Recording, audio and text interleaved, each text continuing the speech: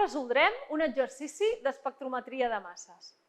Tal com vau veure en el vídeo anterior, l'espectrometria de masses el que fa és agafar una mostra, passar-la per l'espectròmetre i apareixen uns fragments que després s'interpreten en un espectre. Això és el que farem a partir d'ara. L'espectre de masses d'un compost, en l'eix vertical hi ha l'abundància relativa i a l'eix horitzontal apareix la relació massa-càrrega dels fragments que s'han anat formant.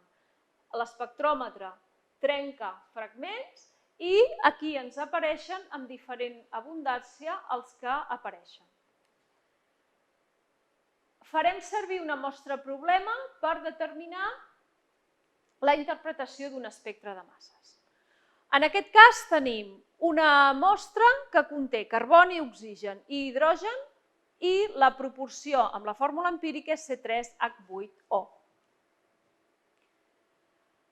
El primer que podem saber amb l'espectre és el ió molecular i ens donarà la màxima massa d'aquesta molècula. En aquest cas, l'ió molecular surt a 60. Per tant, com que coincideix amb la fórmula empírica de la molècula, podem dir que la molècula té de fórmula empírica i molecular també C3H8O. És molt important aquest ió molecular o pic molecular. El següent pic en què ens fixarem serà el pic base. En aquest cas, per què ens servirà? Doncs ens servirà per saber quin dels isòmers possibles tenim d'aquesta molècula. Tenim 3 isòmers que compleixen aquesta proporció de C3H8O. És l'1-propanol, el 2-propanol i l'etil-metil-èter. Si ens fixem en l'espectre, observem que apareix el pic base a massa 31. Ara, aquest pic base serà el que ens servirà per saber quina d'aquestes 3 molècules és o quina no és. Si ens fixem en les 3 molècules que tenim, el 1-propanol, tenim el fragment CH2OH de massa càrrega 31.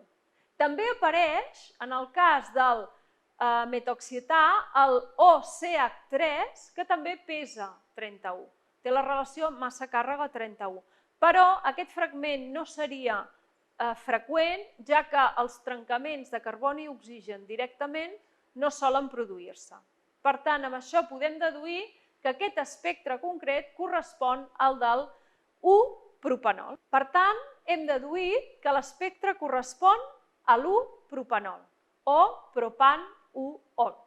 Els altres dos no correspondrien en aquest espectre, però podem veure quin és el seu espectre. En el cas de l'etil-metil-èter apareix el pic base a 45 i altres pics de menys importància amb relació càrrega-massa més petita.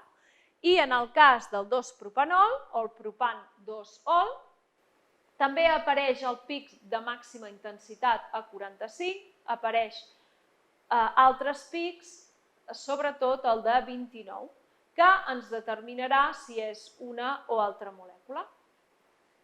I fins aquí la presentació d'aquest vídeo. Espero que us hagi agradat i fins a la propera.